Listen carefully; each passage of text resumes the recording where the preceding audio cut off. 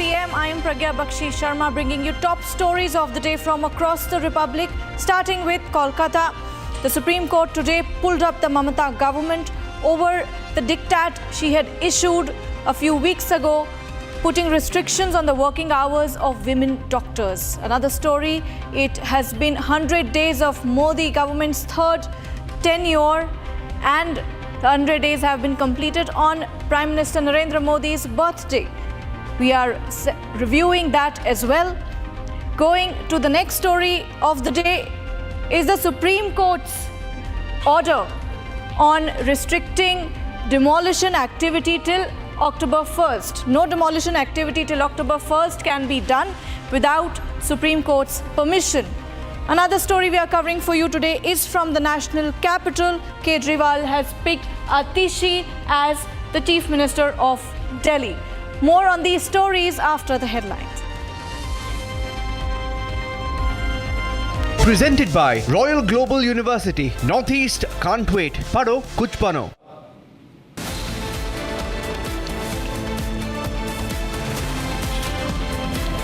AAP's big poll move. Arvind Kejriwal resigns from his position as Chief Minister of Delhi. Atishi steps up to take on the role.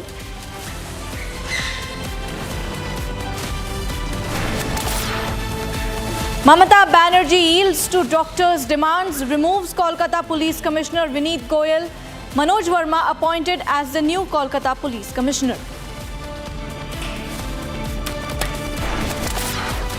सौ दिन में लगभग 15 लाख करोड़ रुपए की परियोजनाओं को चालू किया गया है.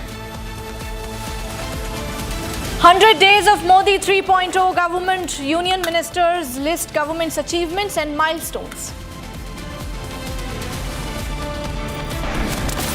No demolition without permission. Supreme Court pauses bulldozer action till October 1st.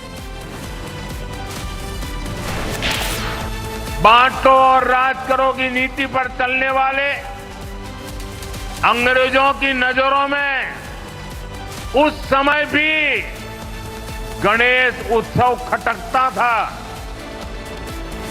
आज भी समाज को बांटने और तोड़ने में लगे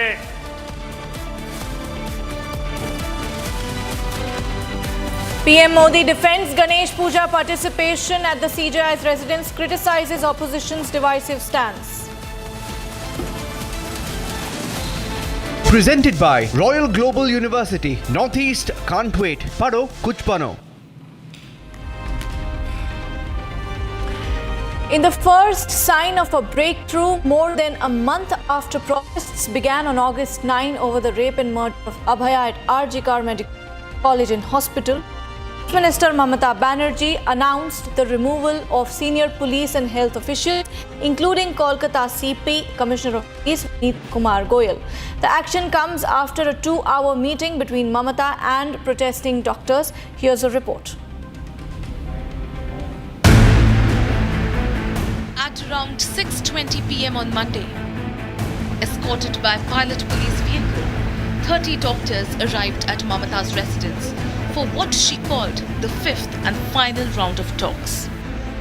From the demand for a transparent investigation to action against those involved in the cover-up of the spine-chilling rape and murder of Abhaya, the demands were clear.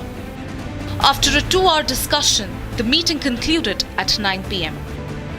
Top sources say the bone of contention was the removal of Kolkata top cop. But the doctors were not going to budge. They were fighting for justice. From a brutal crackdown to resignation drama, Mamata had tried it all out. But with all tactics failing, after nearly 30 days, Mamata was forced to bow down. Kolkata top cop Vineet Goyal and Deputy Commissioner Abhishek Gupta were removed. Not only this, 2 other health officials were also axed by the Mamata government. While Mamata continues to defend her police.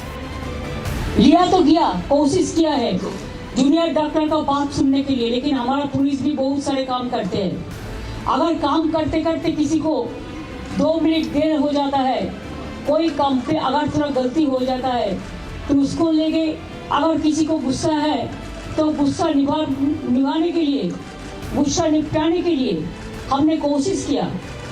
The action comes hours after we exposed the big cover-up. Whatever they demanded, out of this fourth demand, what is with us? We accepted 3 demands and we requested them to join the war so that commoners should not suffer. Health में भी उसको 3 officer को transfer का बात हटाने के बाद किया, लेकिन हम 2 मांग लिया। इससे ज्यादा हम क्या कर सकते हैं? The CBI remand copy accessed by Republic completely exposes how Ghosh not only deliberately downplayed the horrific crime, but also peddled a suicide theory. The explosive details have further cast doubts on the role of Mamata's police and the Arjikar administration. Meanwhile, at a fresh hearing in the Arjikar case, the 3-judge SC bench turned down the state's plea to stop live streaming the proceedings, saying that the matter was in public interest. Significantly, the apex court noted that the CBI had to be given more time to crack the case owing to the initial delay of the 5 days during the state's probe. The SC bench said that it was disturbed over the CBI's disclosures in its report. The CBI noose is tightening in the case. More and more skeletons are tumbling out. With Mamata too giving in, is it finally only a matter of time before justice is served? Only time will tell.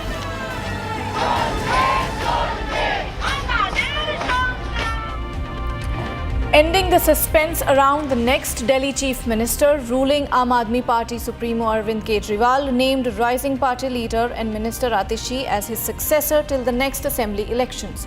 Here's a report. Putting at rest speculations on his successor, ruling Aam Aadmi Party Supremo Arvind Kejriwal named senior party colleague and minister Atishi as the next Chief Minister. Kejriwal made the announcement while chairing a key meeting of AAP MLAs at his residence on Tuesday. Addressing a press conference after, senior AAP leader Gopal Rai said the party came to an agreement to vest the chief ministerial duties in Kejriwal till the next Delhi Assembly elections. Claiming Kejriwal didn't resign as chief minister while in jail for the sake of people, Rai said Atishi will discharge the responsibilities under the guidance of a predecessor. विधायक दल की बैठक में सर्वसम्मति से निर्णय हुआ है कि अगले चुनाव तक हम चाहते हैं कि ये चुनाव अक्टूबर-नवंबर में कराए जाए, जल्द से जल्द कराए जाए। जब तक चुनाव नहीं होता है, अरविंद केजरीवाल जी को प्रचंड बहुमत से जनता दिल्ली का मुख्यमंत्री नहीं बनाती है, तब तक के लिए आतिशी जी को दिल्ली के मुख्यमंत्री के रूप में जिम्मेदारी निभाने के लिए प्रस्ताव सर्वसम्मति से पारित हुआ है। Speaking to media persons, Atishi thanked her party and Kejriwal, claiming that he was put in jail for 6 months on false charges. Asking the people not to congratulate her as she was distressed that Kejriwal had to resign, Atishi said she wouldn't have even got the ticket to contest elections, much less being named as the chief minister if she was in any other party. Delhi के लोकप्रिय मुख्यमंत्री आम आदमी party के नेता मेरे गुरु अरविंद केजरीवाल जी का धन्यवाद करना चाहती हूँ, जिन्होंने मुझे इतनी बड़ी जिम्मेदारी दी और इस जिम्मेदारी के लिए मुझ पे भरोसा किया। ये सिर्फ आम आदमी पार्टी में हो सकता है, अरविंद केजरीवाल जी के नेतृत्व में हो सकता है कि एक फर्स्ट टाइम पॉलिटिशियन एक राज्य की मुख्यमंत्री बने। Meanwhile, reacting to Kejriwal's declaration of Atishi as his successor, the BJP says the change of guard hasn't altered the corrupt character of the AAP. BJP Delhi chief Virendra Sachdeva claimed the whole of Delhi knows that Atishi belongs to the Manish Sisodia camp, indicating that Manish Sisodia might have pulled his strings to make her the chief minister. Atishi Marlena के मुख्यमंत्री बनने से आम आदमी party का character तो बदलेगा नहीं। चेहरा बदल गया है लेकिन करैक्टर वही भ्रष्टाचारी है। और जिस दिल्ली सरकार ने पिछले 7-8 सालों में दिल्ली को लूटने का काम किया, आतिशी उसका एक हिस्सा रही हैं। तो दिल्ली की जनता को अपने भ्रष्टाचार का हिसाब तो इन्हें भी देना पड़ेगा। Senior BJP leader Harish Khurana mocked Kejriwal's announcement, calling Atishi a dummy chief minister. Arvind Kejriwal नया डमी सीएम देने जा रहे हैं। दिल्ली के हालात कुछ बदलने वाले नहीं हैं। भ्रष्टाचार वहीं का वहीं रहने वाला है। दिल्ली का विकास कार्य जो ठप पिछले कई महीनों से है वो ठप का ठप रहने वाला है, क्योंकि जो दिल्ली का सीएम होगा वो डमी सीएम है अरविंद केजरीवाल का। इसलिए मेरा मानना ये है कि हालात कुछ बदलने वाले नहीं है, चाहे वो चुनाव से पहले हो चाहे चुनाव के बाद हो। Accusing Kejriwal of pretending to resign as chief minister, BJP MP Manoj Tiwari said his personal ego was more important than the UT. अब अरविंद केजरीवाल मुख्यमंत्री नहीं है। कोर्ट ने उनकी सारी शक्तियां छीन ली हैं। इसका मतलब उनका अपराध बड़ा है। अब जब वो नहीं है, जब कोर्ट ने ये शक्ति छीन ली, तब उन्होंने नाटक किया कि हम इस्तीफा दे रहे हैं। इस्तीफा तो तब देना चाहिए था जब आप जेल में जा रहे थे। मगर प्रदेश अरविंद केजरीवाल जी के लिए बड़ा नहीं है, उनका ईगो बड़ा है, उनका सत्ता सुख बड़ा है। However, as the politics hots up around AAP's new chief minister pick, the big question is, will the decision scrub the graft taint of the ruling party before the next assembly elections?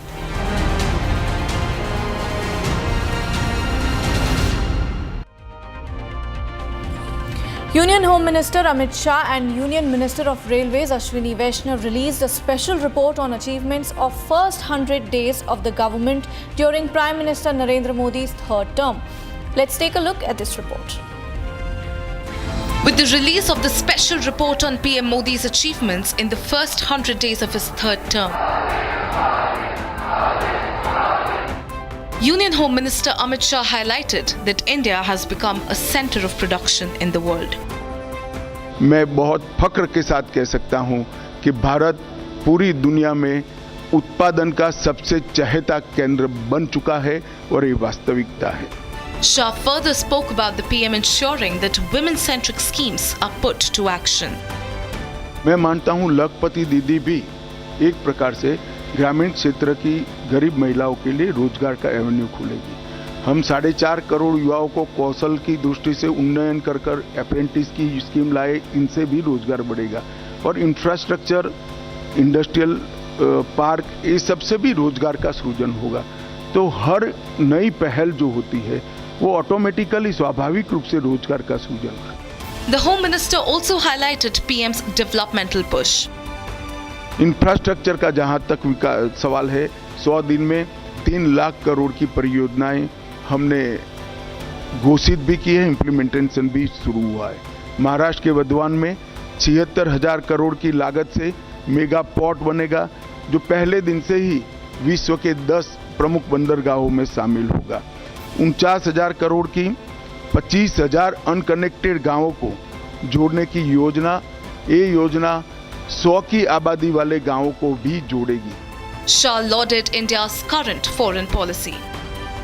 10 वर्ष में आजादी के बाद पहली बार दुनिया ने रीढ़ की हड्डी वाली विदेश नीति को देखने का मौका मिला है।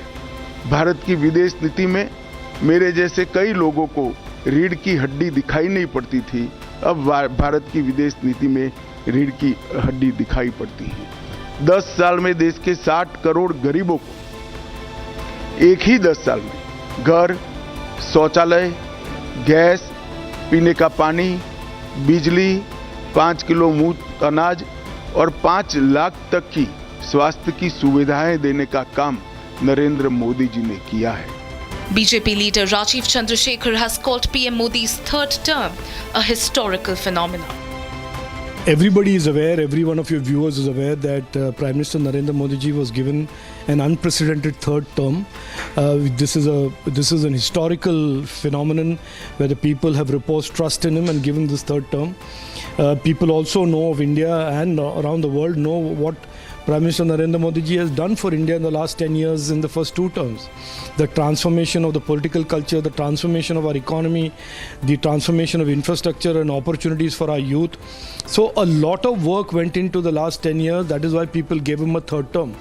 Marking the NDA government's 100 days, Shah emphasized the efforts in strengthening the internal security over the past decade and also credited people for trusting the BJP with another opportunity to lead the nation. In his first public response to the controversy around his visit to Chief Justice of India D.Y. Chandrachud's residence at the latter's invitation to attend Ganesh festivities, PM Modi accused the India of imbibing the divide and rule policy of the British colonizers and their hate for Hindu festivities. Take a look at this report.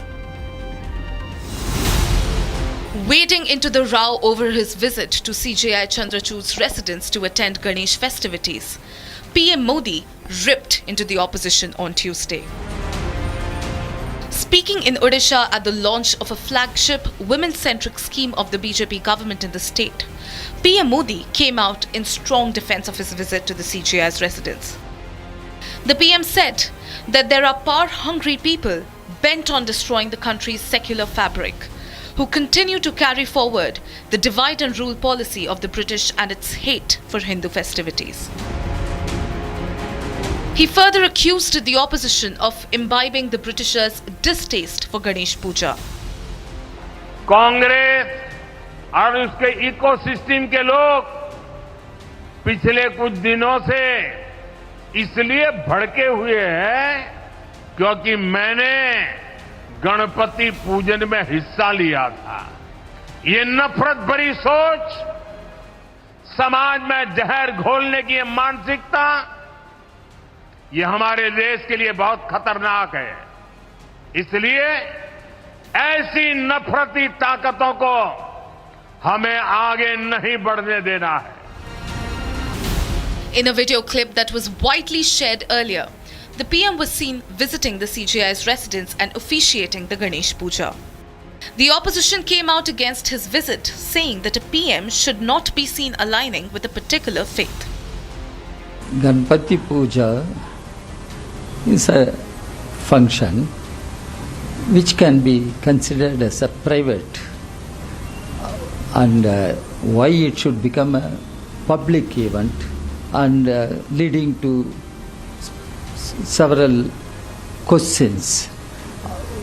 It could have remained as a private function, and Prime Minister going there made it as a public event, and that is why well-meaning people are saying it was inappropriate for the Prime Minister to go and identify with such private functions.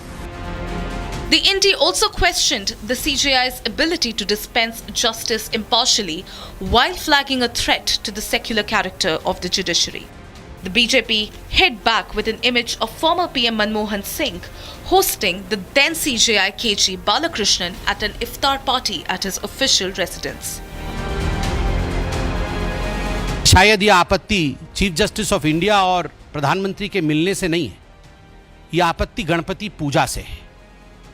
और स्वाभाविक है, chief justice of India Maharashtra से आते हैं, गणपति जी की उन्होंने उपासना रखी, उन्होंने बहुतों को बुलाया होगा और सभी गए होंगे।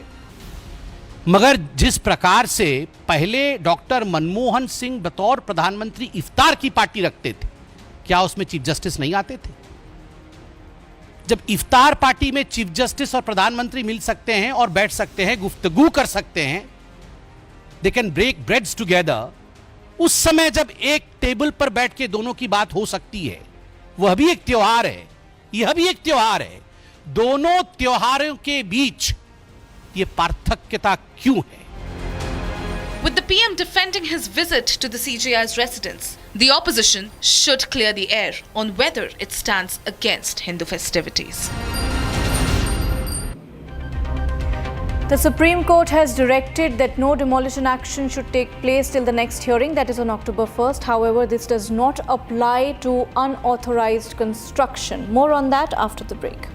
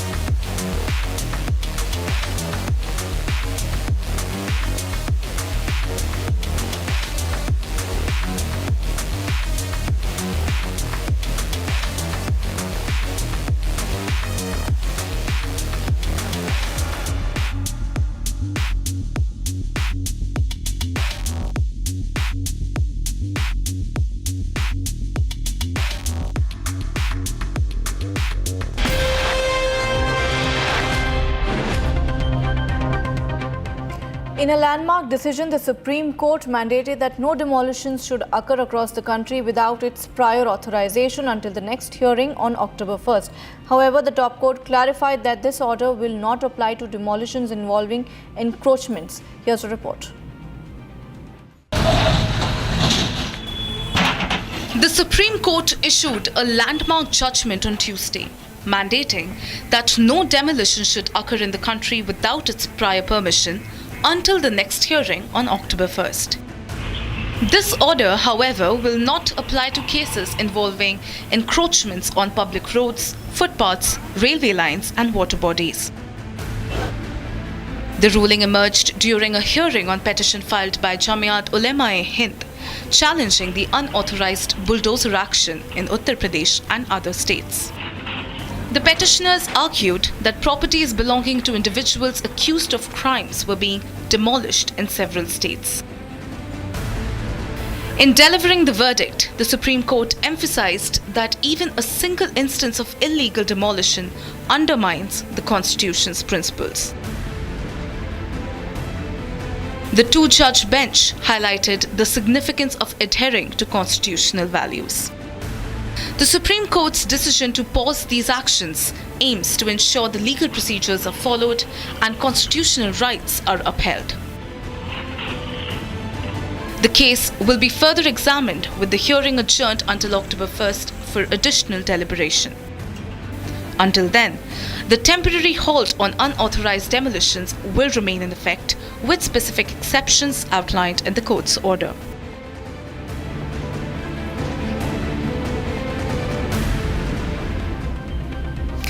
At 6:30, my colleague Niranjan Narayan Swami will be with you with all the live and breaking updates. This is Pragya Bakshi Sharma signing off.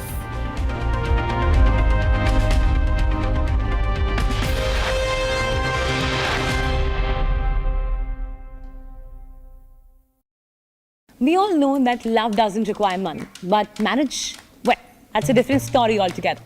And if money is becoming a problem in your marriage plans, don't worry. Today on Republic Money, I'm going to tell you about two government schemes that can help you out. So let's start with the first scheme, which is the intercaste marriage scheme by the central government. Through this scheme, when two people from different castes get married, they receive a monetary incentive of rupees 2.5 lakhs. Sounds great, right? But before you start dreaming of that extra cash, there are a few things you need to keep in mind.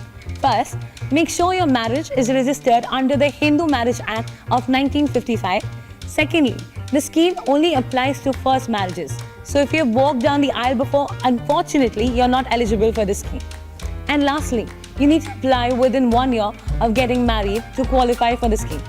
So let's talk about the benefits. The couple receives 1.5 lakh rupees in their joint bank account, and the remaining amount is fixed as a fixed deposit for 3 years. So you will essentially be getting this amount later along with the interest. Not bad, huh? But remember, giving false information can get you into trouble. So play it straight, or you might find yourself explaining things to the cops.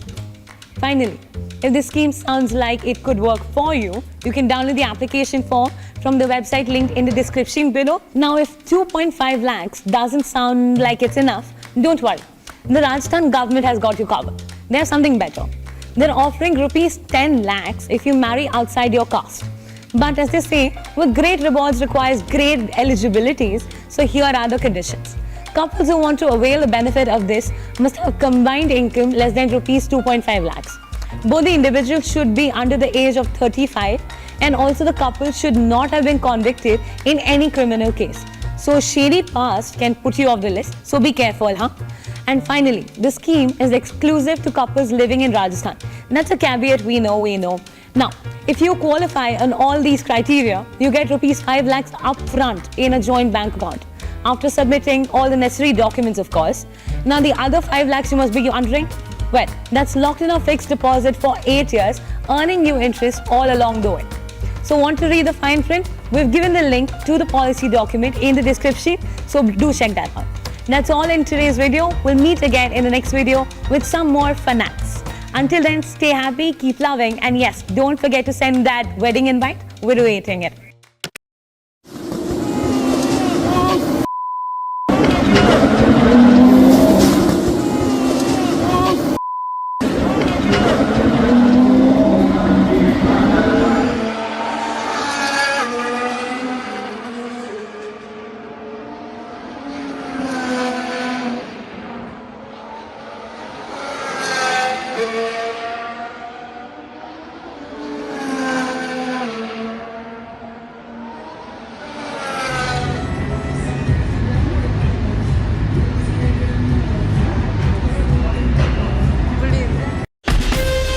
From Asia's largest news headquarters,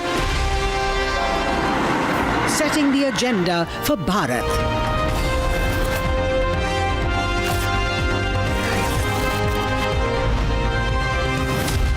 You're watching Republic.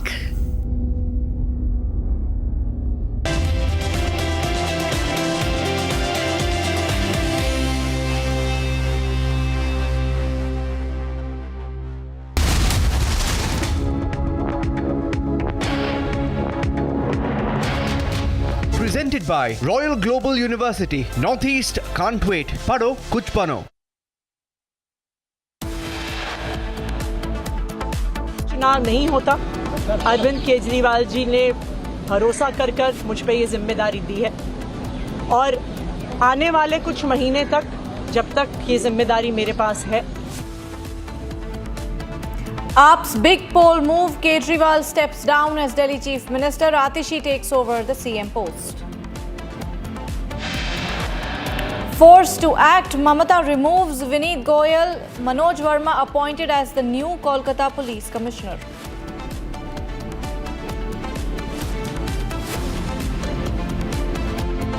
सौ दिन में लगभग 15 लाख करोड़ रुपए की परियोजनाओं को चालू किया गया है।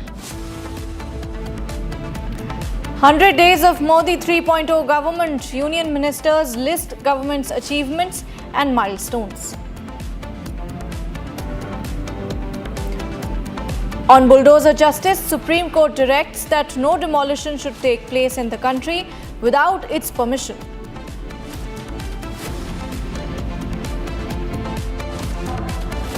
बांटो और राज करो की नीति पर चलने वाले अंग्रेजों की नजरों में उस समय भी गणेश उत्सव खटकता था।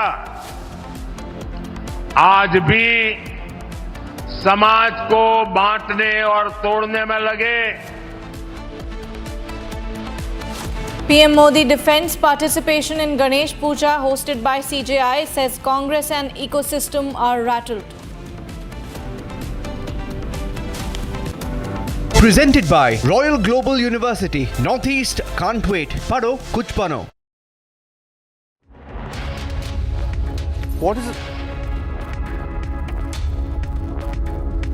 And the top headline from the national capital, ladies and gentlemen, Arvind Kejriwal has officially resigned as the Chief Minister of Delhi a few days after he was granted bail by the court. And he has chosen Atishi to be the new Delhi Chief Minister. It's been a very hectic evening for the Aam Aadmi Party, meeting the Delhi Lieutenant Governor and then making the announcements, giving sound bites. It's officially Chief Minister Atishi.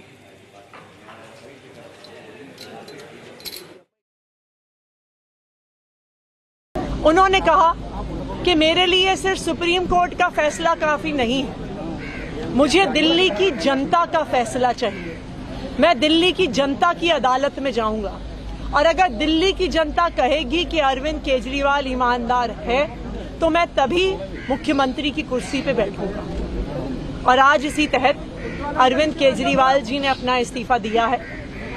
ये आम आदमी party के लिए, हमारे पूरे विधायक दल के लिए, दिल्ली के लोगों के लिए एक दुख का क्षण है। पूरी दिल्ली में लोग अरविंद केजरीवाल जी के इस्तीफे से दुखी हैं, लेकिन साथ ही दिल्ली के लोग इस बात का प्रण ले रहे हैं कि आने वाले चुनाव में वो अरविंद केजरीवाल जी को फिर से मुख्यमंत्री बनाना चाहते हैं, क्योंकि उन्हें पता है अगर अरविंद केजरीवाल जैसा ईमानदार मुख्यमंत्री नहीं होगा तो दिल्ली में बिजली फ्री नहीं मिलेगी। अगर अरविंद केजरीवाल जैसा मुख्यमंत्री नहीं होगा तो सरकारी स्कूल नहीं अच्छे होंगे। अगर अरविंद केजरीवाल जैसा मुख्यमंत्री नहीं होगा तो मोहल्ला क्लिनिक बंद हो जाएंगे। अगर अरविंद केजरीवाल जैसा मुख्यमंत्री नहीं होगा तो महिलाओं को फ्री बस यात्रा नहीं मिलेगी। और इसीलिए आम आदमी पार्टी के सारे विधायक, दिल्ली के 2 करोड़ लोग इस मुहिम में जुट गए हैं कि आने वाले चुनाव में अरविंद केजरीवाल जी को मुख्यमंत्री बनाना है। जेल से आने के बाद दिल्ली के मुख्यमंत्री अरविंद केजरीवाल जी ने यह ऐलान किया था कि जब तक दिल्ली की जनता दोबारा अपना समर्थन दे करके हमें नहीं जिताती है, तब तक हम दिल्ली के मुख्यमंत्री के कुर्सी पर नहीं बैठेंगे। उसी ऐलान के तहत आज मुख्यमंत्री जी ने उपराज्यपाल महोदय को अपना इस्तीफा सौंपा है। साथ ही साथ दिल्ली के अंदर आगे सरकार को संचालित करने के लिए सुबह आम आदमी पार्टी के विधायक मंडल दल की बैठक हुई थी। बैठक में सर्वसम्मति से आतिशी जी को अपना विधानमंडल दल का नेता चुना गया था। हमने आम आदमी पार्टी के विधानमंडल दल का जो फैसला है पार्टी की तरफ से उपराज्यपाल जी को सूचित किया है और साथ ही साथ हमारे विधायक दल की नेता आतिशी जी की तरफ से जल्द सरकार बनाने के लिए दावेदारी प्रस्तुत की गई है।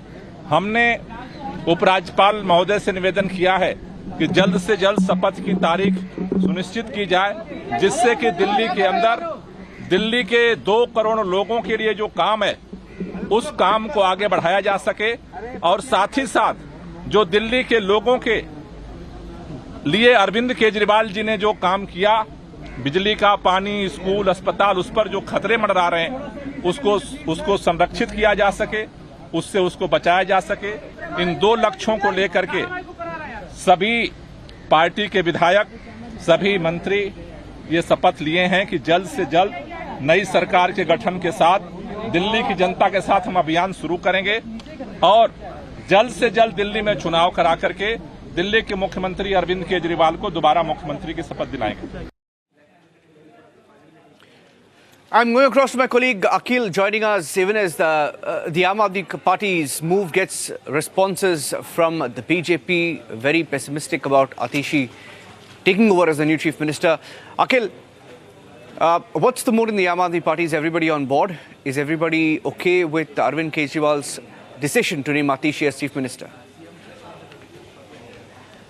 Well, absolutely, Niranjan. If you see what happened earlier, that on Sunday afternoon, Mr. Kejriwal announced that he is going to submit his resignation to the LG on Tuesday, and this is what happened today. That Delhi Chief Minister, Mr. Arvind Kejriwal, gave his resignation after coming out on bail in the Delhi excise policy case. And then, when we have been speaking to some senior leaders in the BJP, they are saying that they are claiming that it's just a change of the guard. It's not resignation; it's designation. So what happened this afternoon that Kejriwal went on to meet LG at LG's secretariat. There he submitted his resignation, and after that Ms. Atishi also claimed to form the next government. So according to our sources, it is likely that Atishi is going to form the next government on September 26th. So it is yet to be seen, but if you see Aam Aadmi Party and BJP are still at loggerheads because Aam Aadmi Party has constantly been claiming that BJP has been using the central agencies to impose on their leaders,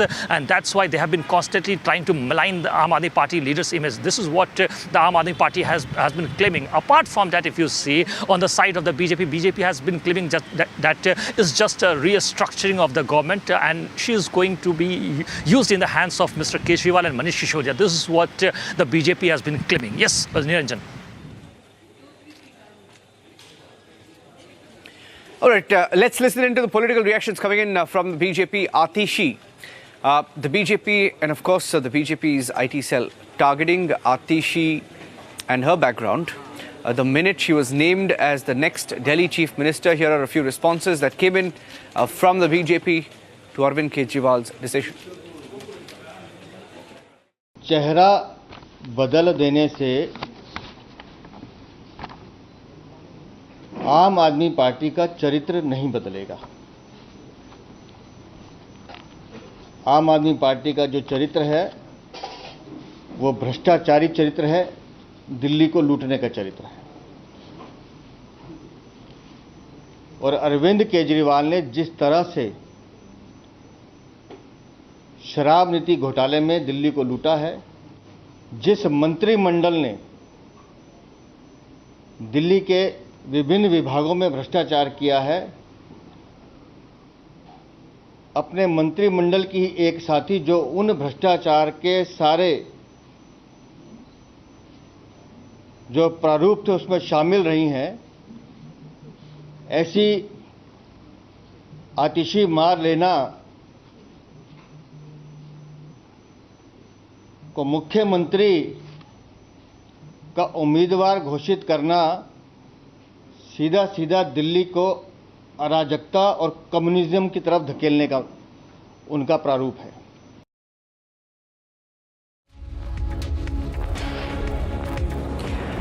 All right, the Modi 3.0 government, that's the third term of the Modi government, completes 100 days in office today. And senior most ministers, that is, in the Modi government have been taking questions from the media on the first 100 days of the third term of the Modi government, that's Modi 3.0. I spoke to Jyotiraditya Scindia, Union Minister for Communications. He spoke at length about what has happened in the last 100 days and what the plans are in the next few. সেটা আজকে একটা ঘটনা পূর্ব বর্ধমানে দেখতে পাচ্ছেন আপনারা। আজকে একটা মেয়েকে আমি হারিয়ে ফেলেছি, তারপরে ওনাদের টনক নড়বে? ওনারা যদি 2021 সালে যখন সন্দীপ ঘোষের বিরুদ্ধে তো অনেক অভিযোগ ছিল, তখন যদি মুখ্যমন্ত্রী এই পদক্ষেপটা নিতেন, আজকে আমার কলকাতা হতো না, আমার মেয়েটা হারিয়ে যেত না।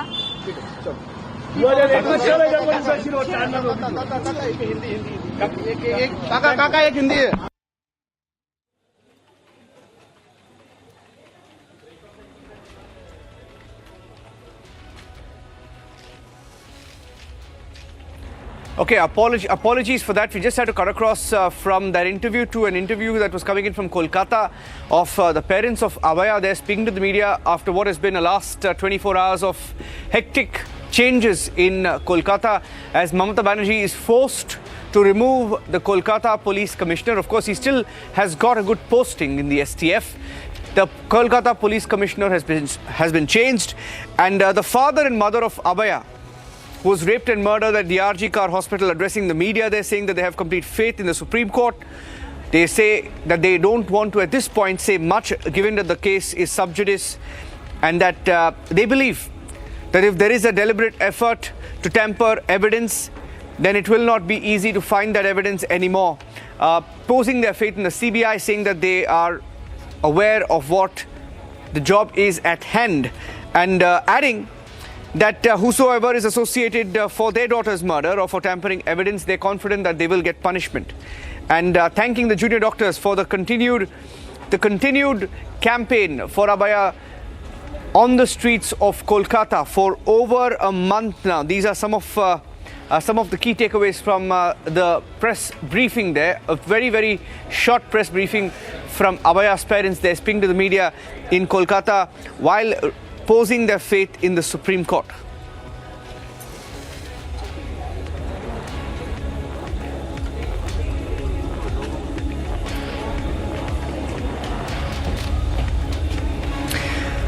Okay, we'll take a short break right now, ladies and gentlemen. We'll take a break, and when we come back, we'll get you more on the different interviews, the different responses coming into the 100 days of the Modi government, different ministers being fielded.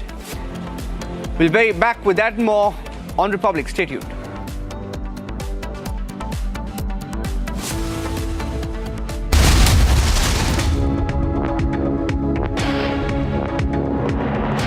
QSMTHE, the world's foremost university rankings organizations, have ranked Amity amongst the top 3% universities globally, making it among the very few Indian universities to be included in both rankings. Yet another top ranking for Amity University.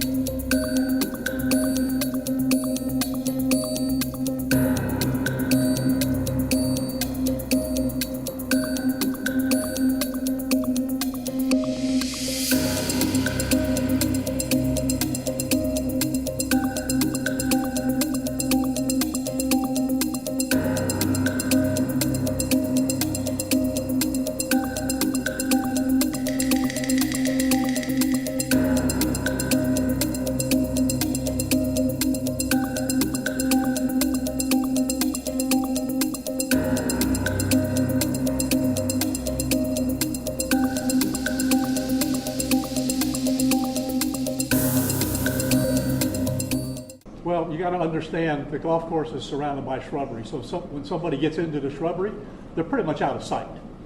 All right, and at this level that he is at right now, he's not the sitting president. If he was, we would have had this entire golf course around it.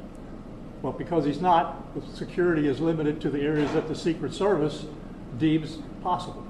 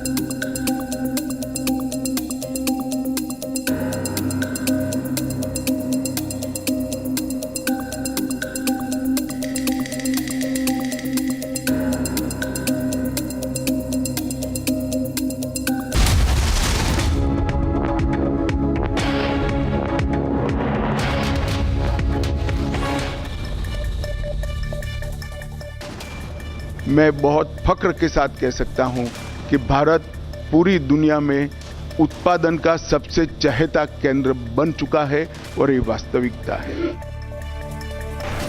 देखिए, आज इस तीसरे term की हमारी सरकार के 100 दिन पूरे हो रहे हैं और साथ ही साथ हमारे प्रधानमंत्री मोदी जी का जन्मदिवस भी है आज ही के दिन, जिस दिन 100 दिन पूरे हो रहे हैं, और इसे मैं एक सुखद संयोग मानता हूं।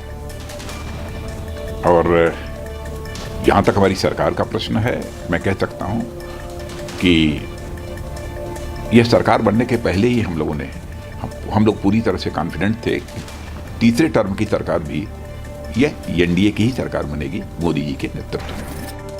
और पूरे वर्ल्ड में अपना इंडिया का नाम एक बहुत इम्पोर्टेंट कंट्री के नाते आगे आ रहा है और उसका पूरा जो भी क्रेडिट है वो मोदी साहब को जाता है। मोदी जी ने पहला 100 डेज का जो एक्शन प्लान तैयारी किया, उसको हमने पूरा का पूरा इम्प्लीमेंट कर दिया है। 15 लाख करोड़ रुपया का टोटल लागत के साथ विकसित भारत के लिए 100 दिनों में काम हुए हैं। There is absolutely no doubt in anybody's mind that in the last 10 years, our Prime Minister has transformed India, the Indian economy, the Indian political culture. In a landmark decision, the Supreme Court has put on hold bulldozer demolitions across the country till the 1st of October. Bulldozer justice on hold except in cases of encroachments of footpaths on public roads, railway lines and water bodies. Here's more. The Supreme Court issued a landmark judgment on Tuesday, mandating that no demolition should occur in the country without its prior permission until the next hearing on October 1st. This order, however, will not apply to cases involving encroachments on public roads, footpaths, railway lines and water bodies. The ruling emerged during a hearing on petition filed by Jamiat Ulema-e-Hind, challenging the unauthorized bulldozer action in Uttar Pradesh and other states. The petitioners argued that properties belonging to individuals accused of crimes were being demolished in several states. In delivering the verdict, the Supreme Court emphasized that even a single instance of illegal demolition undermines the Constitution's principles. The two-judge bench highlighted the significance of adhering to constitutional values. The Supreme Court's decision to pause these actions aims to ensure the legal procedures are followed and constitutional rights are upheld. The case will be further examined with the hearing adjourned until October 1st for additional deliberation. Until then, the temporary halt on unauthorized demolitions will remain in effect, with specific exceptions outlined in the court's order.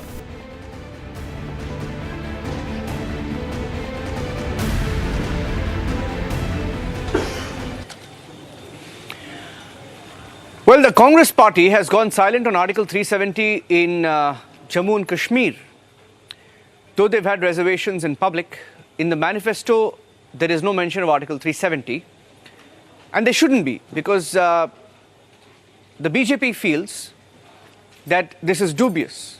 They're tying up with Omar Abdullah, who's talking about bringing back Article 370. And at the same time, even the PDP taking pot shots at the Congress, saying that this is just a power-grabbing exercise in Jammu and Kashmir. So here's more on that interesting move of the Congress to skip mentioning Article 370 in their Jammu and Kashmir manifesto. A day after Congress released its manifesto for the Jammu and Kashmir Assembly elections, skipping any reference to Article 370, the BJP upped the ante. Mounting their attack on Congress, the BJP compared the Congress with a chameleon, saying it lacks clarity on issues of national interest. The BJP also questioned the Congress's silence on the separatist campaign line of Allied National Conference. Congress का हमेशा ही dubious character रहा है, dual चरित्र है उनका। वो जिस प्रकार से मुझे लगता है कि एक गिरगिट रंग बदलता है, उसी प्रकार से वो state wise, person wise, party wise रंग बदलते हैं। नेशनल कॉन्फ्रेंस ने 370 को वापस लाने के लिए अपने घोषणा पत्र में अनाउंसमेंट की है और इस पे कांग्रेस खामोश है। नेशनल कॉन्फ्रेंस ने अलगाववादी, आतंकवादी और पत्थरबाज जैसी इन सेल्फ स्टाइल्ड ऑर्गेनाइजेशंस के लिए भी अपना पक्ष प्रदर्शित किया है। उस पे भी कांग्रेस का कोई स्पष्टता नहीं है। इन सारी चीज़ों को देखते हुए मुझे लगता है कि कांग्रेस को इस वक्त प्रश्न करता है, सवाल करता है, राहुल गांधी से लेके इनके यहाँ तक अब्दुल हमीद करा तक, कि इनका स्टैंड क्या है। The People's Democratic Party too came down heavily on the Congress over its manifesto, claiming it has nothing in common with the National Conference. The PDP claimed that the two parties have no ideological common ground and their alliance is merely meant at grabbing power in the valley. जब इन दोनों parties का alliance हुआ था तो हमारी party की president Mehbooba Mufti साहिबा ने कहा था कि अलायंस नहीं है, सीट शेयरिंग है। अलायंस हमेशा मुद्दों का होता है, मैनिफेस्टो का होता है। हम पहले दिन से ये कह रहे हैं कि इनका अलायंस नहीं है क्योंकि इनका मैनिफेस्टो डिफरेंट है और ज़मीन पर भी अलायंस दिखता नहीं है। आप अगर कई कॉन्स्टिट्यूंसी में देखेंगे, बनहाल में देखेंगे कि दोनों पार्टीज़ के उम्मीदवार एक दूसरे के सामने और एक दूसरे को पानी पी कर कोसते हैं। तो ये तो मैनिफेस्टो अलग अगर है तो लोगों को समझ लेना चाहिए कि ये कोई अलायंस नहीं है, क्योंकि अलायंस हमेशा मुद्दों पर होता है, मैनिफेस्टो पर होता है। ये सीट शेयरिंग है और लोगों को बेवकूफ़ बना करके ये अपना वोट बैंक भी बचाते हुए अपनी कुछ सीटें जीतना चाहते हैं, जहां मुझे नहीं लगता कि ये इस मिशन में कामयाब हो सकते हैं। However, Congress leaders came out in defense of the party's manifesto while evading any comment on no reference to Article 370. With rivals calling out its duplicity on Article 370, the pressure grows further on the Congress government to clear their stand on whether it supports the pro-separatist manifesto of Allied National Conference.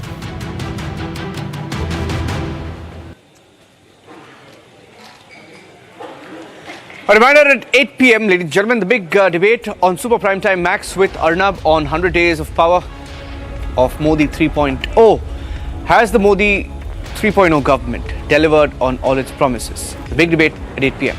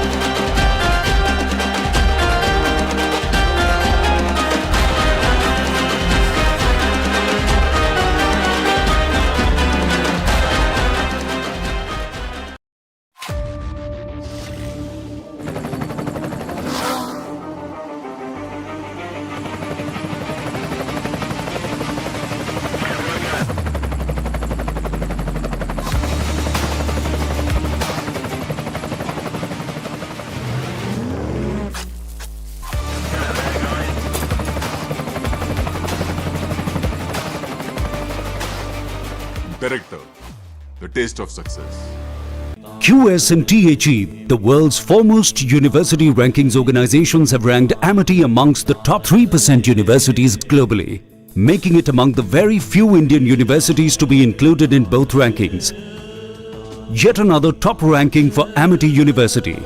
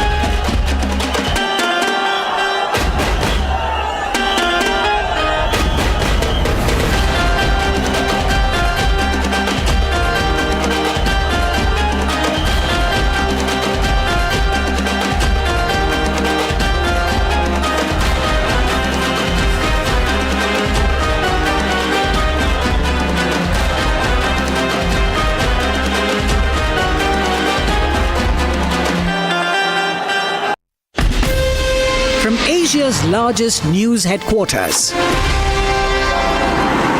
setting the agenda for Bharat.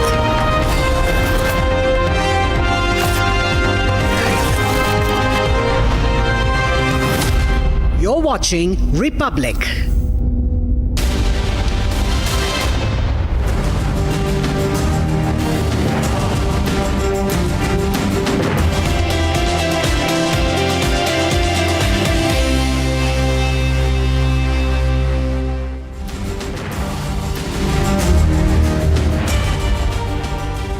Good evening. Welcome to Republic TV. This is exclusive. I'm Rhythm. The top focus is going to be on 100 days of Prime Minister Modi. We have Union Minister speaking. The most important thing in the 100 days, empowering women, farmers and others. The Muslims have also here been empowered, the Hindus also, and this is something that all our union ministers are speaking about. We've also spoken right now and tried to get a sense after speaking to the union ministers about the anti-India stance that's been taken by Rahul Gandhi in his speeches abroad. First up, a look at our top headlines. Presented by Royal Global University. Northeast can't wait. Pado kuch bano. जब तक चुनाव नहीं होता, अरविंद केजरीवाल जी ने भरोसा कर कर मुझ पे ये जिम्मेदारी दी है और आने वाले कुछ महीने तक जब तक ये जिम्मेदारी मेरे पास है। Aam Aadmi Party's big poll move, Kejriwal steps down as Delhi Chief Minister, Atishi takes over the Chief Minister post.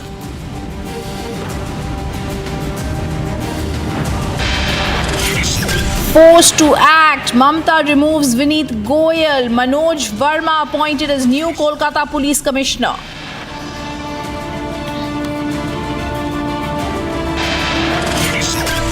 सौ दिन में लगभग 15 लाख करोड़ रुपए की परियोजनाओं को चालू किया गया है।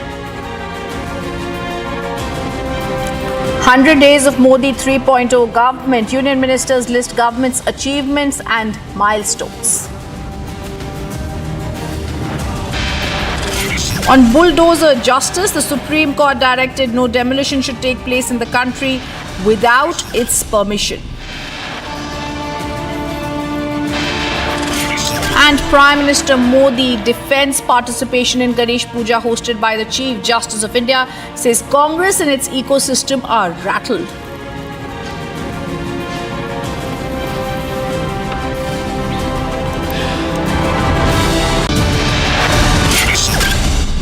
Presented by Royal Global University. Northeast can't wait. Pado kuch bano. Good evening, and you're watching. This is exclusive with me, Riddhumanan Bhardwaj. Viewers, our top focus is going to be on the 100 days of the Modi Complete 3.0 and what they've been doing. We speak to union ministers. Here's first a look at what Union Minister Kiren Rijiju told us.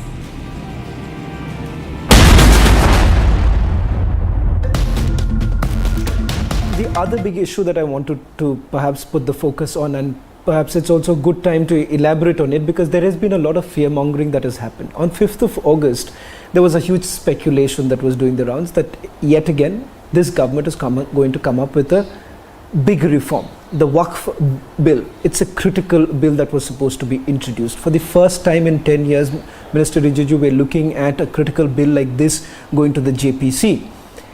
Two arguments to that. One, from your understanding, the need to bring it now, which you've said in the past that it is already too late, it should have come in much earlier. The second is, if you had to explain it to the public, those who are watching your interview today, why the need for Waqf? Why does the nation really need it at this juncture? See, first of all, I have heard people saying, including the journalists, that Waqf boards in India, they own the third largest properties next to defense railways. But that is actually incorrect. The thousands of kilometers of railway tracks and railway platforms and all, these are national property. People of India use the railway tracks and all. How can you compare with the Waqf properties? Thousands and thousands of kilometers of railway lines are government properties. People use it. Then thousands and thousands of acres of lands where defense personnel, the Indian Army, the Air Force, the Navy, they use the land to defend the country. This is not private property. How can you compare the defense and railway property with the Waqf property? Waqf property is managed by the boards and they are donated by the individuals. So actually the Waqf property in India is the largest in the world. Then Sachar committee and Rahman Khan committee and these people said that the Muslims are poor, majority of the Muslims are poor. Then the Waqf board own the largest property in the world. Why can't these properties be used for the poor Muslims, for women, for the children, for the weaker section amongst the Muslims? Why are they not getting benefit out of this property? Do you believe there has been a large-scale corruption? Because some of the reports that we have also gone through and the endeavor that we have made as a journalist also is to actually see the functioning of the board itself. You have also been criticized by saying that the change that you have brought in the bill is to basically take over, seize control of the board. How do you really respond? It's not actually the control of the board, that is secondary. The boards must be managed through a proper mechanism. That is one of the way to make the work properties being managed in a proper scientific manner. This is what such a committee said. Broad-based the work boards. Reform the tribunal. Let those people who are managing the work properties be accountable. The such a committee also said that the litigations which are actually eating up the work board itself should be handled in a more efficient manner. There should be transparency in the work property management. There should be proper oversight, monitoring. So many things are recommended by those committees appointed during the Congress time. We are implementing it. So, if we want that work board should be managed in a much more broad-based scientific manner, everybody should welcome it. Do you believe the recent visit of Rahul Gandhi to the United States of America, meeting with Ilhan Omar, then you have various statements that he has made about the Sikh community. Do you believe this is with a particular agenda, and that agenda is also looking at those who have been operating from outside India, egging Rahul Gandhi to carry on with their divisive politics within the country? Do you believe there is a larger play, larger game? If you have seen the pattern, there is a systematic method, a pattern being developed and practiced and being used over and over again by this anti-India group, the so-called left and this anti-India group.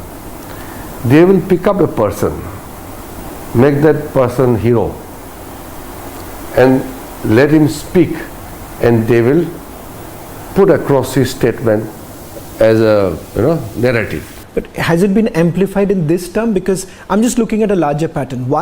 18 train derailments that have taken place. The ministry has also indicated that there is a larger conspiracy. Then, for instance, a few days ago, Mr. Rijiju, we've done a report from coming in from Manipur that the foreign hand cannot be exactly ruled out after the drone attacks that have taken place, rockets that were fired in Manipur. Then, of course, you come to your ministry where the Waqf bill particularly has been targeted in a systematic manner. If you put this entire thing, the larger picture that emerges, is the third term of the Modi government being especially targeted, hoping that this is a coalition government may not be able to run? No, they can't succeed. People of India are with Modi ji and the government. It's only the misguided people who are working against the interests of the country. So let me be very clear. Now Rahul Gandhi and his associates, they are trying to weaken the country, destroy the country, and blame it on Modi. And they want to come to power that way. They won't succeed. How will you come to power by destroying the country? Tell me. Never before any person, any political leader had gone to foreign countries and abused India the manner in which Rahul Gandhi is doing it. Today, Rahul Gandhi is just a mouthpiece of this ecosystem. They propped up Rahul Gandhi, like people like John Soros and all these people. They will prop up people like Rahul Gandhi as their spokesperson. They will create platform for people like Rahul Gandhi. So that's a reality, you are saying? Yes, it is being practiced now. Thank you for joining us on this special broadcast. I have with us as the Modi government, the Modi third government, Modi 3.0 completes 100 days in office, and coincidentally on a day when it's also the Prime Minister's birthday, I have Union Minister Jyotiraditya Scindia. He's the Minister of Communications, he's the Telecom Minister in India, and he's joining us on the government's first 100 days. Mr. Scindia, good evening from Bengaluru and the team here at Republic. The first 100 days of the third Modi government, Mr. Scindia. What are the big headlines for you? Well, firstly, Niranjan, the third term will be a historical term under the leadership of Prime Minister Modi.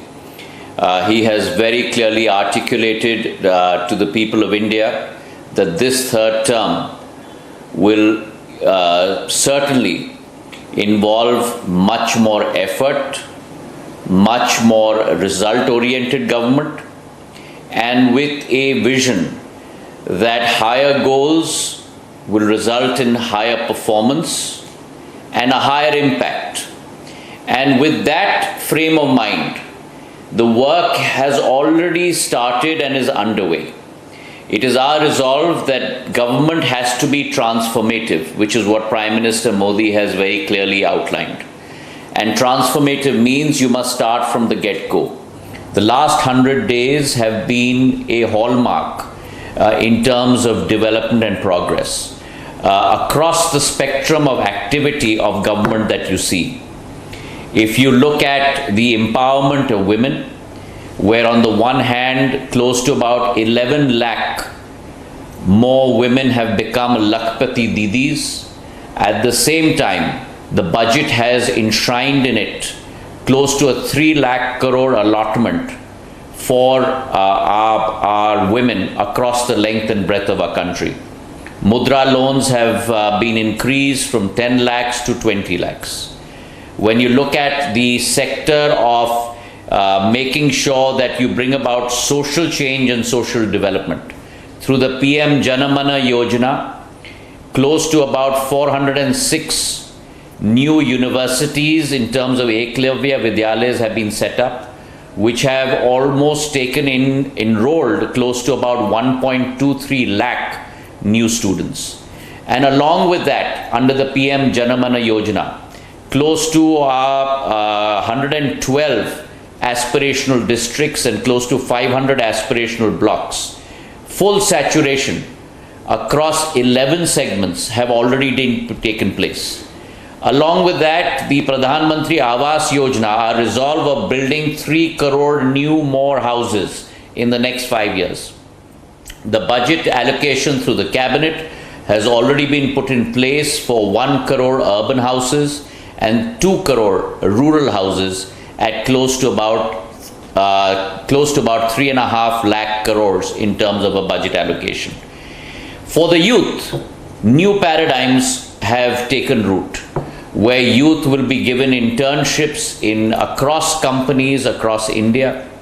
Along with that, close to about 4 crore new youth will be trained through vocational training in 1,000 new industrial centers. And along with that, really developing India's nodes for tomorrow, industrial and manufacturing nodes for tomorrow. Close to about 12 nodes have been chosen.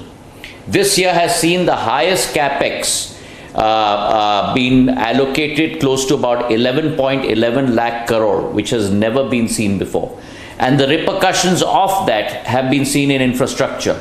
Road, rail, surface transport, airways have been allocated almost 3 lakh crores in the budget. Close to 8 new highway sections costing 50,000 crores have been given approval. 8 new railway sections costing 24,000 crores have been given approval. 15 new Vande Bharat trains have been already flagged off. And close to about 50,000 crores under the Pradhan Mantri Gramin Sadak Yojana to close to 25,000 villages being given access by roads. Almost 62,000 kilometers has already been allocated. Along with that, if you look at making sure that every part of society is well looked after, the tax break being increased from 50,000 rupees to 75,000 rupees of tax break with a 7 lakh no taxation initiative for income being put in place. Along with that, the new UPS scheme, which will affect almost 23 lakh government servants and benefit them with almost about 50% determined pension. And along with that, anyone who's 70 years older and above will also be included in the Ayushman Bharat Bima Yojana, which will cover almost 6 crore of our elderly people across the length and breadth of our country. Farmers too have been given tremendous initiatives and incentives in the last 100 days, whether it's the unveiling of 109 new hybrid varieties of seeds, whether it is the PM Kisan Samman Yojana, where close to 20,000 crores has been given to almost about 9 crore farmers, whether it is through new schemes of Government of India, where close to about, for the Polavaram scheme, for example, on irrigation, where close to about 12,000 crores has been allocated. So across the length and breadth of government, there have been tremendous initiatives that have taken place in the last 100 days. Mr. Scindia, you know, I'm sitting here in Bengaluru and in Karnataka. I can tell you, you know, when we run a channel here called Republic Kannada, and when we interact with people, and we have several shows which directly interface with people from the length and breadth of Karnataka, for example. And when you speak to the people, there are two narratives of politics here in Karnataka. I'll tell you. One is, of course, people believe in the leadership of Prime Minister Modi. They know that he's the strongest leader. And all that you've listed now at the grassroots level, it has made a difference. I would say that because people talk about gas connections, people talk about free housing, and recently you had the insurance scheme for all senior citizens. There is one aspect of what people talk about when it comes to governance. The second aspect is the guarantees which are given by the state government. Of course, the state government itself is broke. There is no money for anything else when you bring in guarantees or give free schemes to people. So how do you strike a balance? When in the government, how do you strike a balance between the both, Mr. Scindia? Well, what's very important, Niranjan, is you have to have a equanimity between, on the one hand, powering India forward, and therefore looking at high rates of economic growth, such as what Prime Minister Modi's government has delivered in the last financial year, almost 8.2% economic growth rate. And the compounding of that growth is what really transforms India. On the other hand, it is also extremely important to bring the disadvantaged and the economically weaker sections into the paradigm of opportunity, so that they can also contribute to the cause of nation building. If indeed our goal is to create a Viksit Bharat by 2047, then all hands need to be on deck, which means all 140 crore of us need to participate in that exercise. And therefore the emergent need is also to make sure that you proliferate these avenues of opportunity right down to the grassroots level. And therefore the Prime Minister's resolve, which has resulted in close to 25 crore people being lifted out of poverty over the last decade. In the last 75 years, you have never seen this sort of a transformation. And much of it comes from the opportunities that have been given at the grassroots level. And that's the transformation that India requires today. So on the one hand, it is to power economic growth, and the other hand, it is to bring people into the economic mainstream that will truly transform India. Now, the vicious circle and the irony is that those governments that have promised the OPS, the old pension scheme, many guarantees that were given in the Karnataka local election and the Vidhan Sabha election, the Himachal Vidhan Sabha election, have not seen the light of day. Here you are seeing within the first 100 days of the third term of Prime Minister Modi, what has been promised has been delivered. And therefore you see the difference between truth of promises and conversion into action, and those that only say things on election day, whether it is the leadership of the Congress party or other political parties, which never sees the light of day. And therefore the hypocrisy of these parties comes to light when in comparison with the central government under Prime Minister Narendra Modi. You spoke of, and whenever you or any minister like you, or including the Prime Minister, you've been at our summits. The Prime Minister has been at each of our Republic summits, and when he speaks, I still remember this year, just before the elections, he was there, and he spoke of numbers. He gave us numbers of how much of money was going into infrastructure projects. Back then when he attended the event in April, he spoke of how 1 lakh crore projects had just been sanctioned in the span of about 10 days. Now, if you go through the numbers, I'm not going to once contest the fact that money is being pushed into infra building, which is also amounting to nation building, because you're building cities, you're building towns essentially. Now, what I also find fascinating, and maybe a welcome change if I can call it that, is Mr. Scindia. It's perhaps the first time in the 3 governments, in Modi 1.0, Modi 2.0, Modi 3.0, we didn't see senior ministers being fielded on 100 days. I'm not sure, I could be wrong. But it also tells you effectively, in an age where social media political campaigns can drown anything, it's important to communicate, it's important to also tell people, remind people of what you have done. Is my reading correct? Niranjan, you're absolutely right. And let me say this, that even in my last stint as Minister of Civil Aviation and Steel, I did report back to all of you and through all of you to the people of India in terms of the targets that had been set by the Prime Minister for our department and what we had achieved in the first 100 days. So I think the accountability standards that the Prime Minister has set for each of his departments and for his government as a whole, in the whole of government approach, I think on its own stands out as an outlier in terms of any other government that has been in power in India over the last 75 years. He has always held each of us accountable for our targets.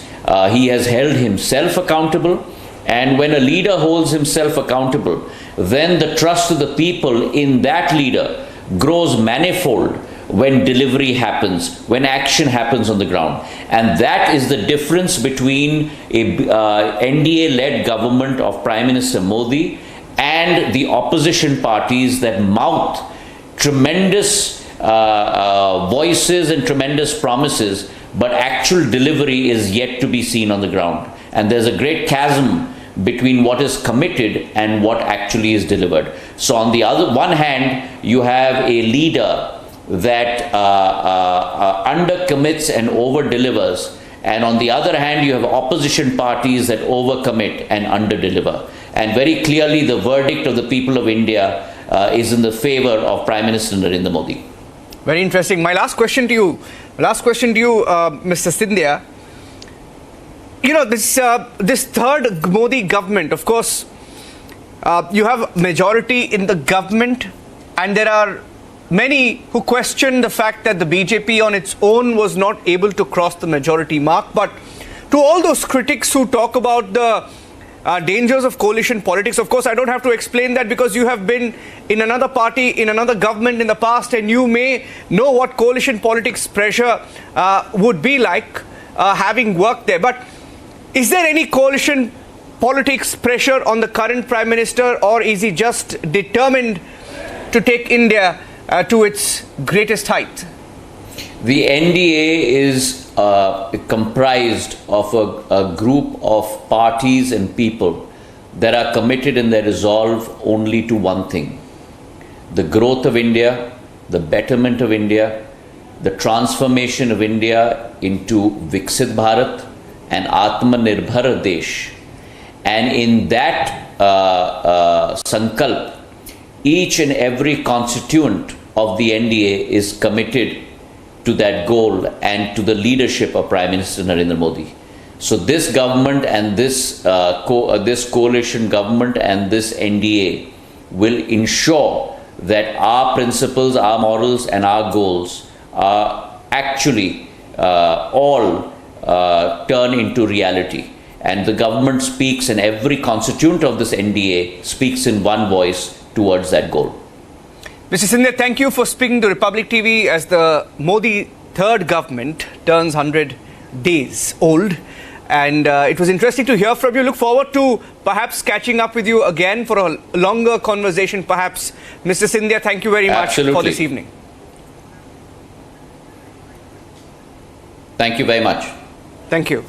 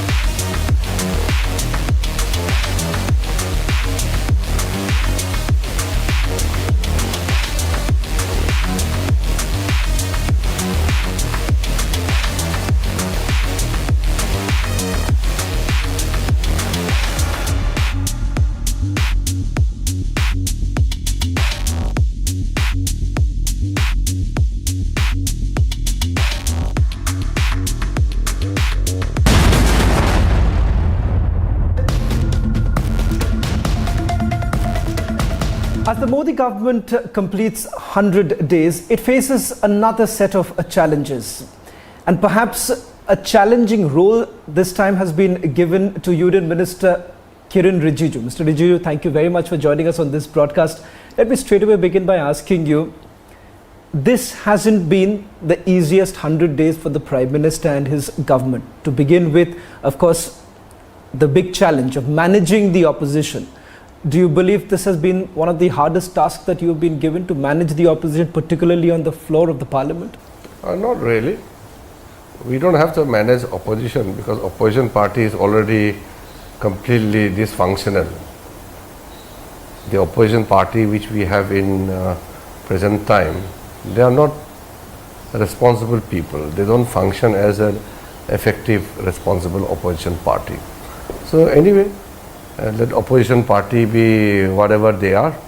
Our focus is on governance. So we are not bothered about what opposition plays with. In the last 100 days of Modi's third term, we have been able to achieve historical milestones. in the past we have seen so many governments have come. What Modi ji's third term achieved in first 100 days is more than what many governments achieved in their full terms.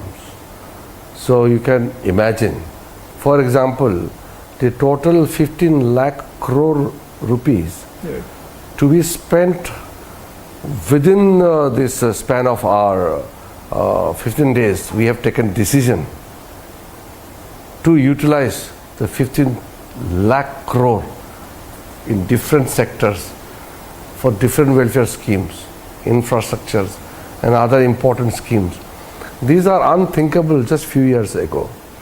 And then if you see Prime Minister Modi's first decision after assuming the Prime Minister's job for the third time, the first decision he had taken was releasing 20,000 crore rupees into the accounts of 9.3 lakh farmers. So that is how the tenure began.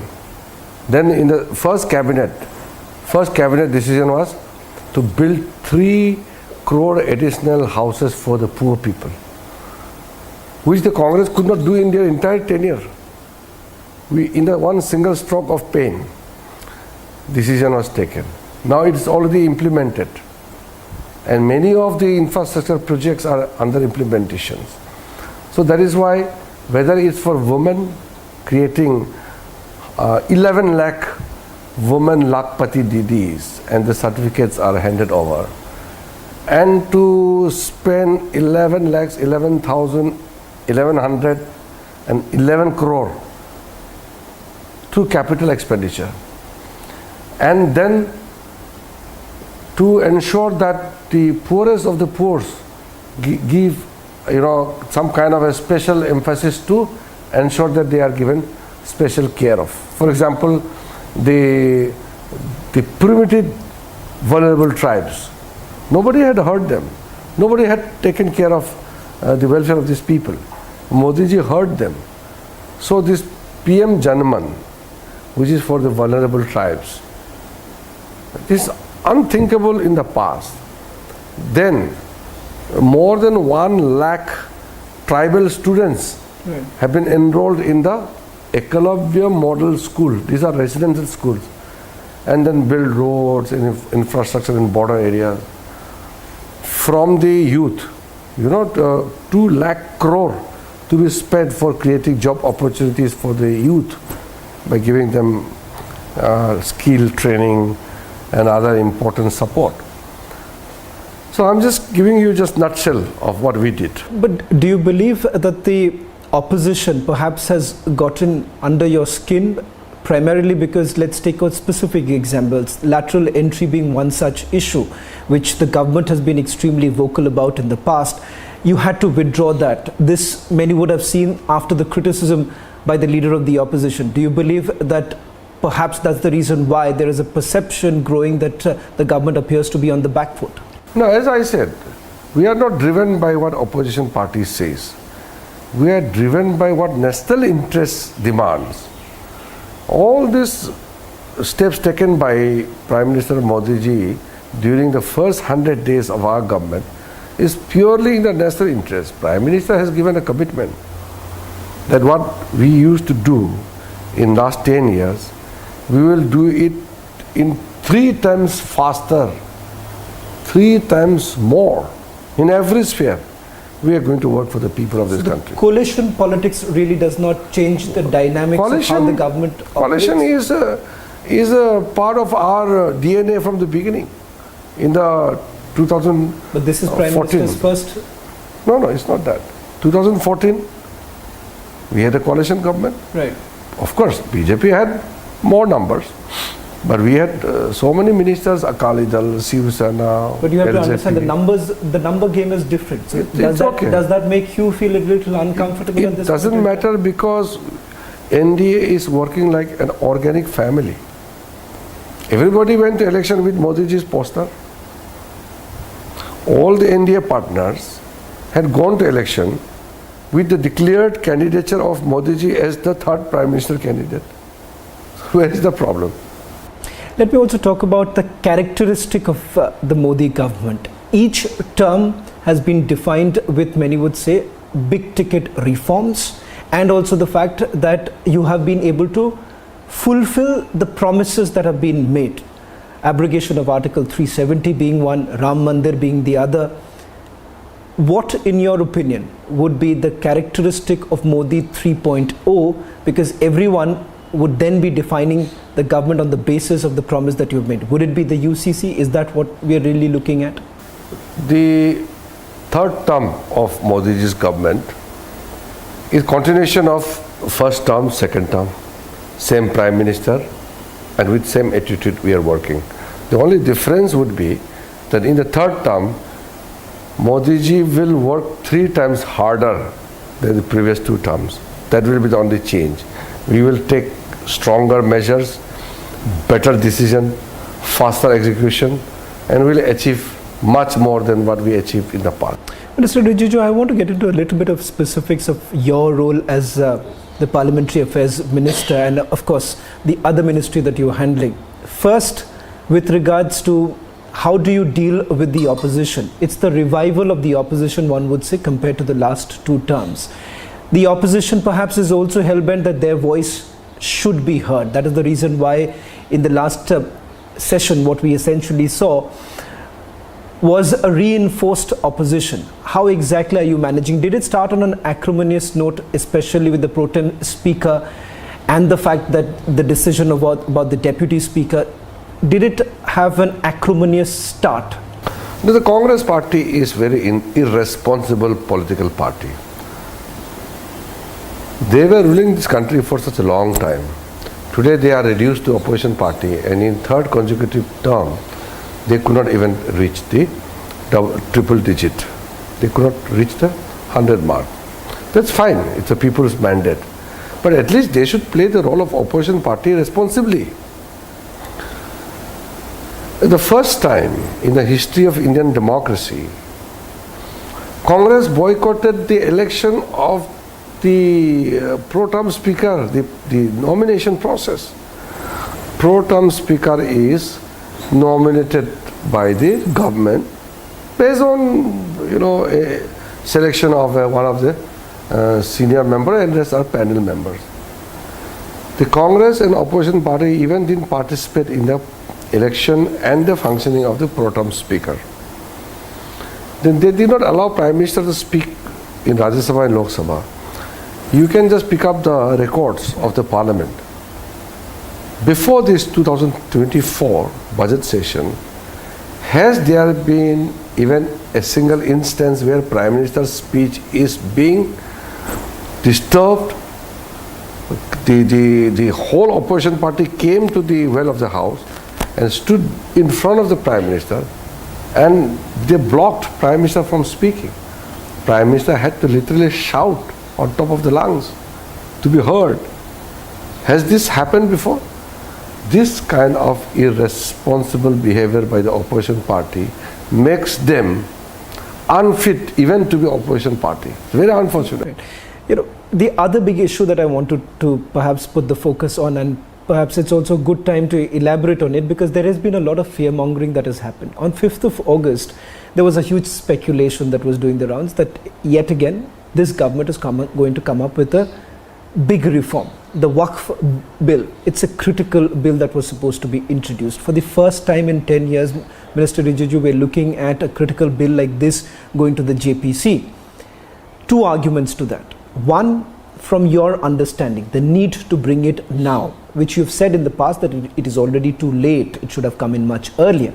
The second is, if you had to explain it to the public, those who are watching your interview today, why the need for Waqf? Why does the nation really need it at this juncture? See, first of all, I have heard people saying, including the journalists, that Waqf boards in India, they own the 3rd largest properties next to defense railways. But that is actually incorrect. The thousands of kilometers of railway tracks and railway platforms and all, these are national property. People of India use the railway tracks and all. How can you compare with the Waqf properties? Thousands and thousands of kilometers of railway lines are government properties. People use it. Then thousands and thousands of acres of lands where defense personnel, the Indian Army, the Air Force, the Navy, they use the land to defend the country. This is not private property. How can you compare the defense and railway property with the Waqf property? Waqf property is managed by the boards and they are donated by the individuals. So actually the Waqf property in India is the largest in the world. Then Sachar committee and Rahman Khan committee and these people said that the Muslims are poor, majority of the Muslims are poor. Then the Waqf board own the largest property in the world. Why can't these properties be used for the poor Muslims, for women, for the children, for the weaker section amongst the Muslims? Why are they not getting benefit out of this property? Do you believe there has been a large-scale corruption? Because some of the reports that we have also gone through and the endeavor that we have made as a journalist also is to actually see the functioning of the board itself. You have also been criticized by saying that the change that you have brought in the bill is to basically take over, seize control of the board. How do you really respond? It's not actually the control of the board, that is secondary. The boards must be managed through a proper mechanism. That is one of the way to make the Waqf properties being managed in a proper scientific manner. This is what Sachar committee said, broad-based the Waqf boards, reform the tribunal, let those people who are managing the Waqf properties be accountable.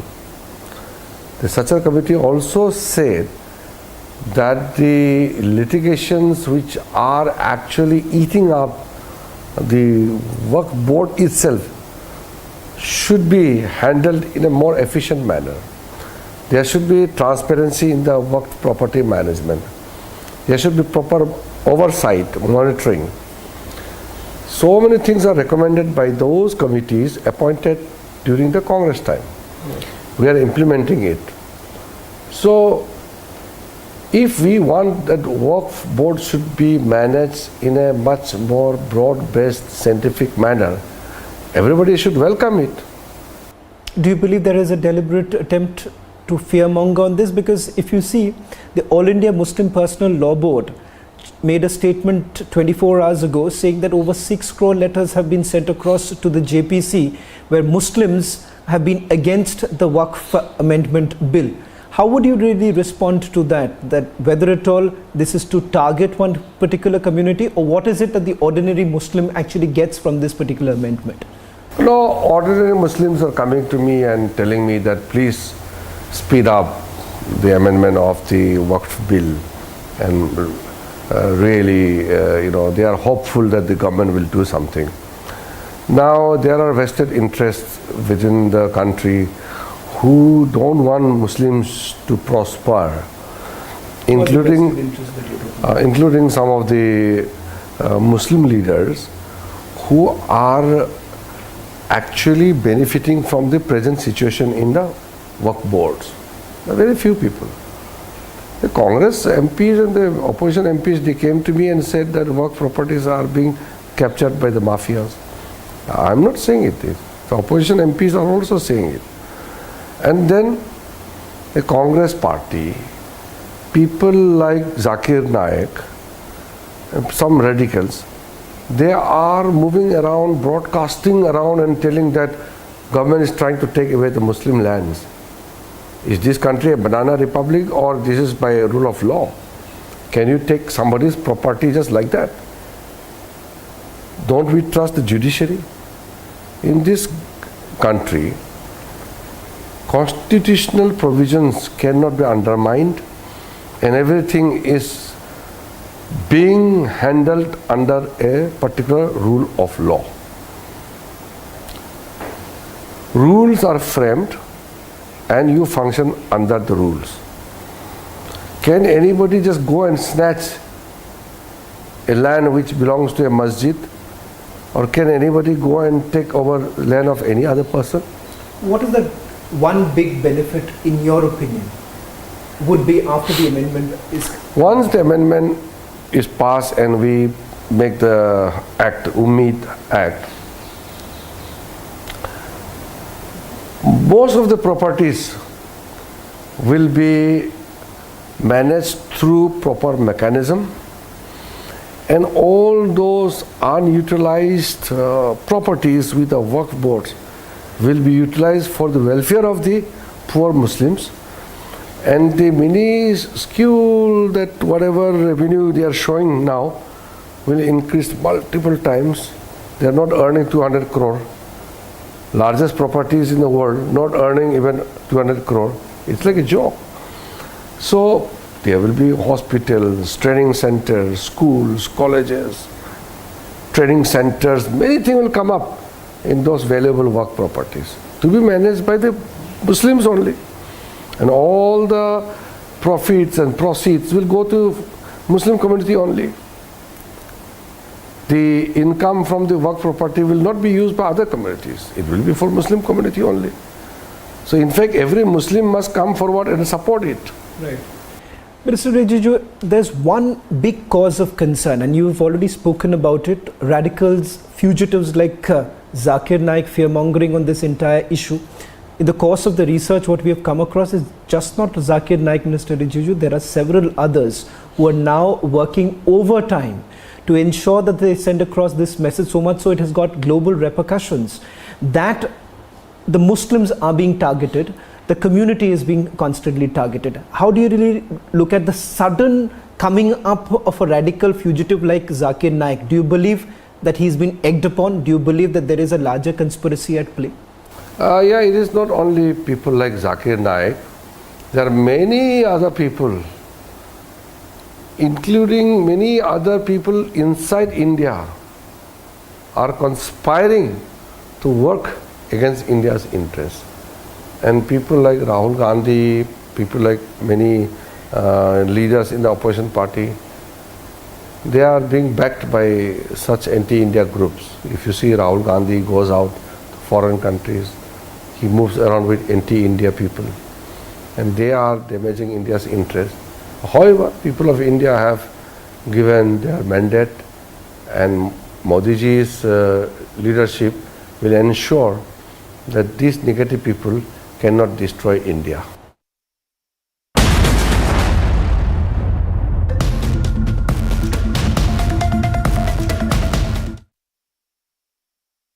ರಾಜ್ಯದಲ್ಲಿ ಸಮ್ಮಿಟ್ಗಳ ಇತಿಹಾಸದಲ್ಲೇ ಮತ್ತೊಂದು ಮೈಲುಗಲ್ಲು ಸೃಷ್ಟಿಸೋಕೆ ವೇದಿಕೆ ಸಿದ್ಧವಾಗಿದೆ. Republic Kannada ಮಹಾಸಂಗಮ, ಇದು ಕನಸಿನ ಕರ್ನಾಟಕಕ್ಕಾಗಿ ದಿಗ್ಗಜರ ಸಮಾಗಮ ಅತಿ ಶೀಘ್ರದಲ್ಲಿ.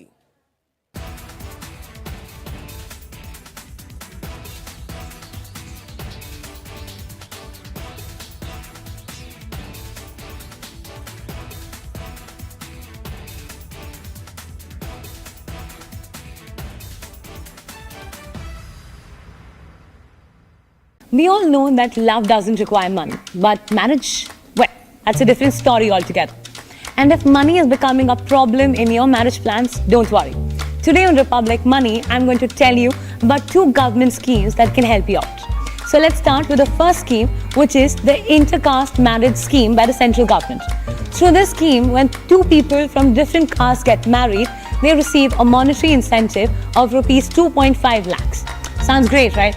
But before you start dreaming of that extra cash, there are a few things you need to keep in mind. First, make sure your marriage is registered under the Hindu Marriage Act of 1955. Secondly, the scheme only applies to first marriages. So if you have walked down the aisle before, unfortunately, you're not eligible for this scheme. And lastly, you need to apply within 1 year of getting married to qualify for the scheme. So let's talk about the benefits. The couple receives 1.5 lakh rupees in their joint bank account, and the remaining amount is fixed as a fixed deposit for 3 years. So you will essentially be getting this amount later along with the interest. Not bad, huh? But remember, giving false information can get you into trouble. So play it straight, or you might find yourself explaining things to the cops. Finally, if this scheme sounds like it could work for you, you can download the application form from the website linked in the description below. Now, if 2.5 lakhs doesn't sound like it's enough, Don't worry. The Rajasthan government has got you covered. They have something better. They're offering rupees 10 lakhs if you marry outside your caste. But as they say, with great rewards requires great eligibilities, so here are the conditions. Couples who want to avail the benefit of this must have a combined income less than rupees 2.5 lakhs. Both the individuals should be under the age of 35, and also the couple should not have been convicted in any criminal case. So shady past can put you off the list, so be careful, huh? And finally, the scheme is exclusive to couples living in Rajasthan. That's a caveat we know. Now, if you qualify on all these criteria, you get rupees 5 lakhs upfront in a joint bank account, after submitting all the necessary documents, of course. Now, the other 5 lakhs you must be wondering, well, that's locked in a fixed deposit for 8 years, earning you interest all along the way. So, want to read the fine print? We've given the link to the policy document in the description, so do check that out. That's all in today's video. We'll meet again in the next video with some more finance. Until then, stay happy, keep loving, and yes, don't forget to send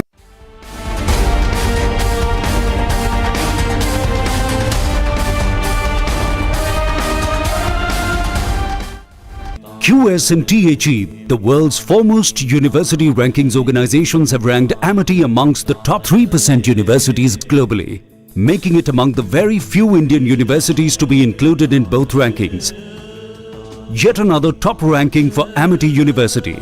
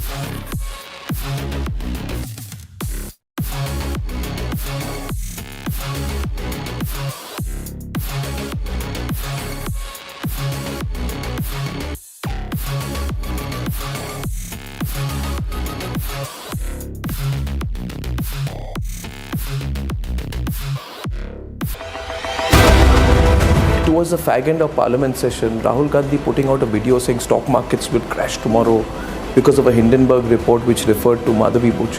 How do you view that? Well, certainly there's an element of suspicion that the opposition is playing into, this kind of a disruptive politics, almost deciding hook or crook, I will have to win and Modi should be removed. For that, I'll do everything. And that is what is the game played out. But the markets didn't respond. No, markets did not respond. Citizens also did not respond. Otherwise, why would Modi be forming the government the third time?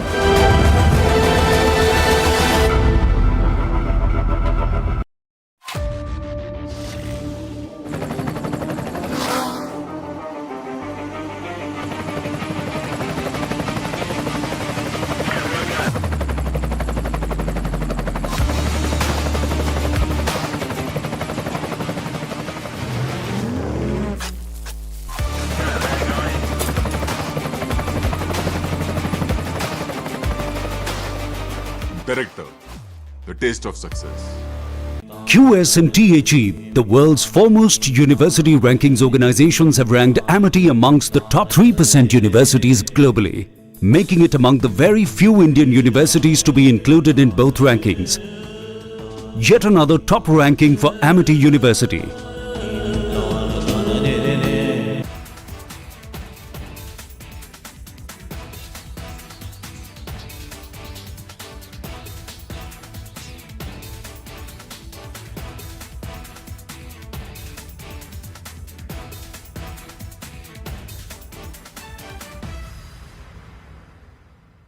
We all know that love doesn't require money, but marriage, well, that's a different story altogether.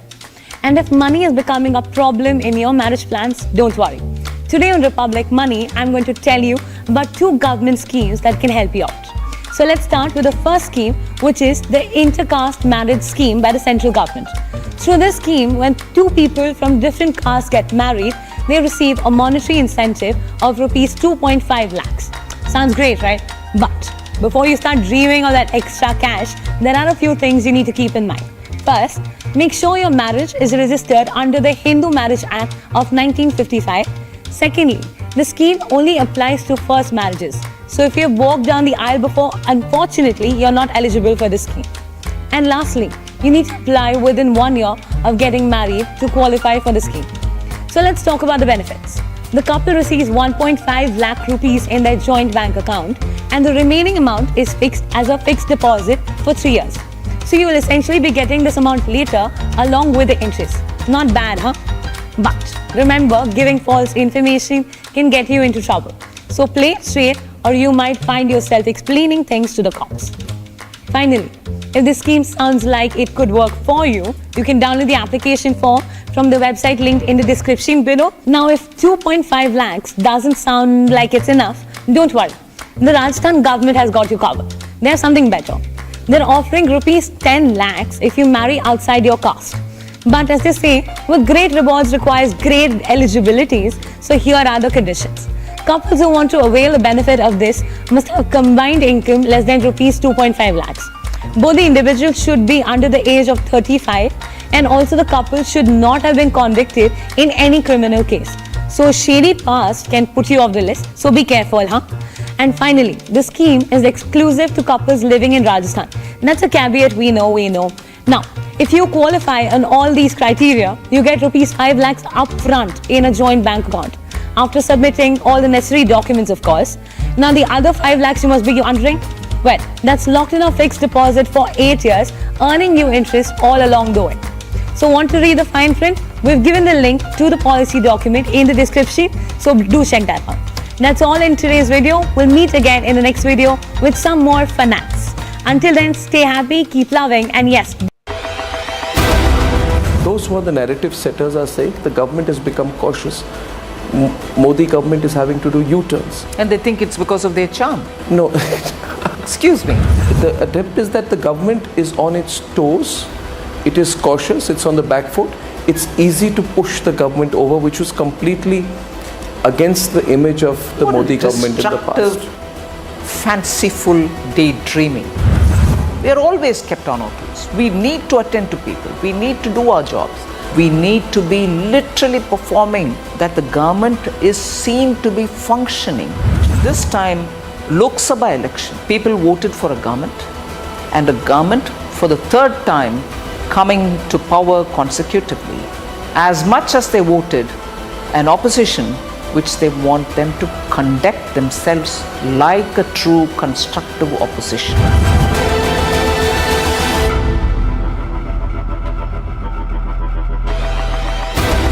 You've seen the comments of Rahul Gandhi. I saw a moment when you were holding your head in your hands when the reference was made to how many of your secretaries and senior bureaucrats were from which caste. How would you view that kind of a comment when you reduce everything to